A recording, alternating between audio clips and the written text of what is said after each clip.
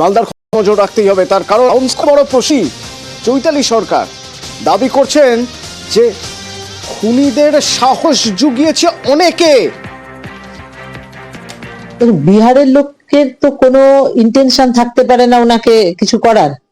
তার মানে কেউ ভাড়া করে নিয়ে এসেছে, সে ভাড়া যে করেছে সে এখানকারই লোক হবে, তার কোনো হাতে ঘা লেগেছে কোনো কিছুতে, সেই জন্যই সে ভাড়া করে নিয়ে এসছে।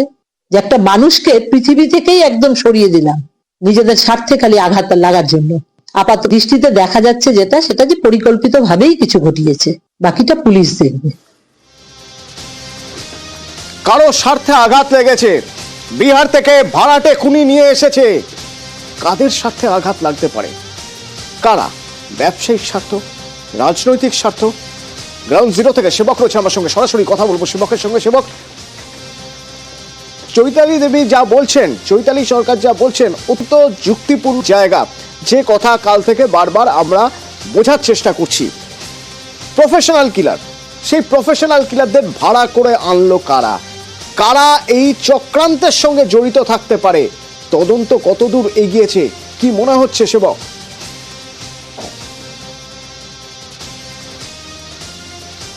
একদমই, দেখো, অত্যন্ত গুরুত্বপূর্ণ প্রশ্ন তুমি যেটা বলছিলে যে চৈতালি ঘোষ সরকার নিহত তৃণমূল নেতার স্ত্রী, তিনি নিজেও ইংরেজবাজারের কাউন্সিলর, দীর্ঘদিনের রাজনীতির সঙ্গে যুক্ত। তিনি কিন্তু স্পষ্ট বলছেন যে বিহার থেকে কেউ এসে বিহারের কারো স্বার্থ ক্ষুণ্ণ করেছেন দুলাল সরকার, তা তো হতে পারে না। তাহলে এদের পেছনে কে?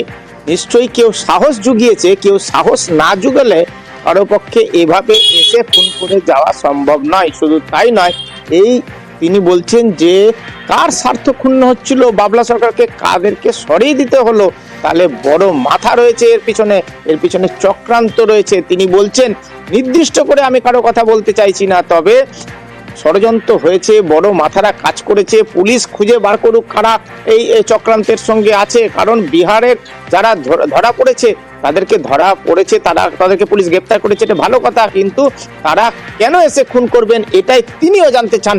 তারও প্রশ্ন, নিহত নেতার স্ত্রীর প্রশ্ন যে কেন, খুনের মোটিভটা কি, কার স্বার্থে ঘা লাগলো, কারা ভাড়াটে খুনি তাদেরকে জোগাড় করলো, কারা খুনের সুপারি দিল, এই বিষয়টি কিন্তু এই মুহূর্তে বড় প্রশ্ন। আর পুলিশ ইতিমধ্যেই কিন্তু ঘটনার তদন্ত করছে। তদন্তের ক্ষেত্রে সেবক একটু জানতে চাইবো যে আরো একজন তো গ্রেপ্তার হয়েছে, তো বিহার যোগ স্পষ্ট, এ বিষয়ে কোনো সন্দেহ নেই যে বিহার থেকে কন্ট্রাক্ট কিলার আনা হয়েছিল, সুপারি কিলার আনা হয়েছিল। তো পুলিশ কি জানতে পারছে আর কারা কারা জড়িত? এই যে এরা এতদিন ধরে নিয়মিতভাবে রেকি করে গেছে, মানুষ বুঝতে পারছে না, এলাকার মানুষ কেউ এখানে রেকি করছেন, ফেরা করছে, কেউ কিছু বুঝতে পারেননি এতদিন।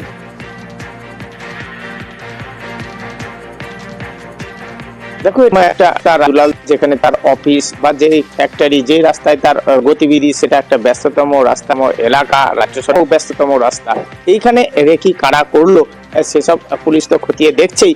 পুলিশ যেটা জানিয়েছে, এখনো পর্যন্ত যাদের গ্রেপ্তার করা হয়েছে 3 জন সিসিটিভি ফুটেজে তাদেরকে নির্দিষ্ট করে পাওয়া গিয়েছে। এরপরেই প্রথমে 2 জনকে গ্রেপ্তার করা হয়, 2 জনকে জেরা করে এই কাঠিয়ারের বাসিন্দা আব্দুল গনি আরো একজনকে গ্রেপ্তার করা হলো।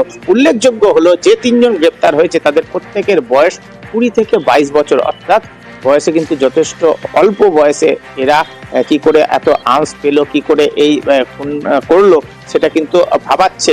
তবে যেটা জানতে পাচ্ছি আমরা পুলিশ সূত্রে, যে খুনের কথা স্বীকার করেছে দুষ্কৃতীরা, কিন্তু পুলিশ এখন জানতে চাইছে কিন্তু কারা খুন করালো, মোটিভটা কি জানা সবচেয়ে জরুরি।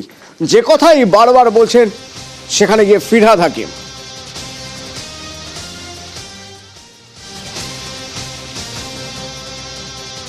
দেখছি তো বিহার থেকে আজ যা শুনলাম, একটা ছেলে বোধহয় বিহারের ছেলে ছিল, কারণ এই তো দুষ্কৃতীরা চারিদিক দিয়ে আসছে, অন্য স্টেট থেকে আসছে, কিন্তু এর পেছনে মোটিভটা কি? হঠাৎ করে বিহার থেকে সেখানে গুলি চালালো কেন?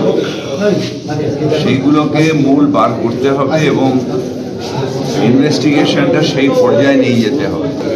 এটা আমি আশা রাখি যে প্রশাসন এটা করবে এবং প্রকৃত দোষীর শাস্তি হবেই। সাধারণত এরকম অভিযোগ শোনা যেত বাম আমলে, ভোটের আগে নাকি বাড়ির সামনে সাদা থান পাঠিয়ে দেওয়া হতো। সেই বাম আমলের কৌশল, ভয় দেখানোর কৌশল কি নতুন করে ফিরে এলো? মুর্শিদাবাদের ছবি যদি আপনাদের দেখাই, মুর্শিদাবাদের খবর যদি আপনাদের বলি, যেখানে সাদা থান রেখে যাওয়া হয়েছে বাড়ির সামনে, এবং শুধু তাই নয়, অন্ত্যেষ্টির যে সামগ্রী সেই সব রেখে যাওয়া হয়েছে, পোস্টার আর কার্তুজ আছে। তৃণমূল পঞ্চায়েত সদস্য, তার বাড়ির সামনে সাদা থান রেখে যাওয়া হয়েছে। আতঙ্কে রয়েছে ওই বাড়ির পরিবার।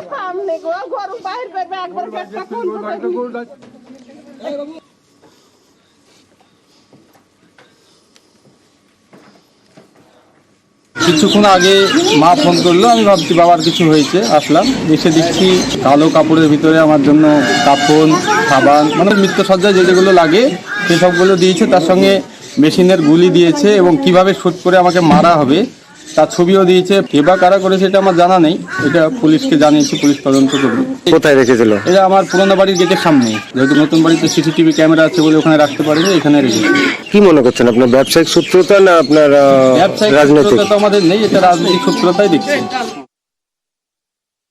সকালবেলায় বিছানা থেকে উঠে আমার স্বামী ডাকছে, গেটের কাছে কি পড়ে আছে, উঠে গিয়ে দেখছি কাফুন, আপনার লাল পতাকা, সাবান, শ্যাম্পু, বাতাসা, একটা আমাদের মুসলিম এতে যে ইন্তেকাল হয় সে লাশের যা লাগে সমস্ত সব কিছু ওখানে পেলাম।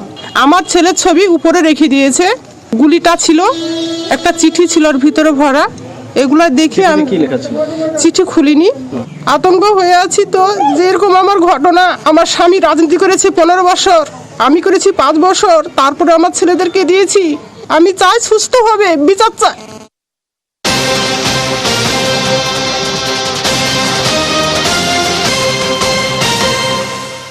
সমবায় ভোটে বিস্ফোরণে এনআইএ তদন্ত চেয়ে যে মামলা, সেই মামলায় পুলিশের রিপোর্ট এখনো পাওয়া যায়নি।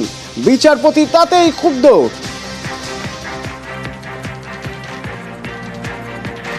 2024 8 ডিসেম্বর, অর্থাৎ গত মাসে তমলুক ঘাটাল সমবায় ভোটে বিস্ফোরণ হয়েছিল। 2রা ডিসেম্বরের মধ্যে পুলিশের কোনো রিপোর্টই পাওয়া যায়নি। এখনো পর্যন্ত পুলিশের কোনো রিপোর্টই মেলেনি।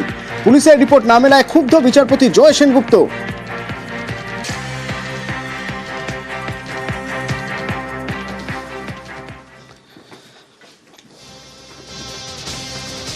হাস্যকর আস্ফালন, বিদ্বেষের বিষ ওগ্রানো চলছেই বাংলাদেশ থেকে। এক ধর্মীয় নেতা বাংলাদেশ থেকে ভারত সম্পর্কে বিদ্বেষের বিষ ওগরাচ্ছেন, শুনুন। ভারত যদি বাংলাদেশে আধিপত্যবাদ বিস্তার করতে চায়, বাংলাদেশের 18 কোটি জনগণ সেটা রুখে দেবে। ভারত যদি গৌর গোবিন্দের ভূমিকায় নামতে চায়, দেশের 18 কোটি মুসলমান শাহজালালের ভূমিকায় নামবে। বন্ধুত্ব ইজ ওয়েলকাম, দাদাগিরি নয়।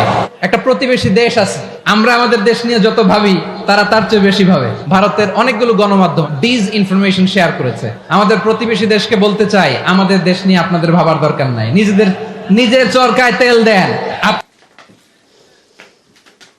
সবশেষে এক উত্তরণের গল্প, সূর্যোদয়ের গল্প, রবি কিরণের গল্প। যে সূর্যোদয় বলা যেতে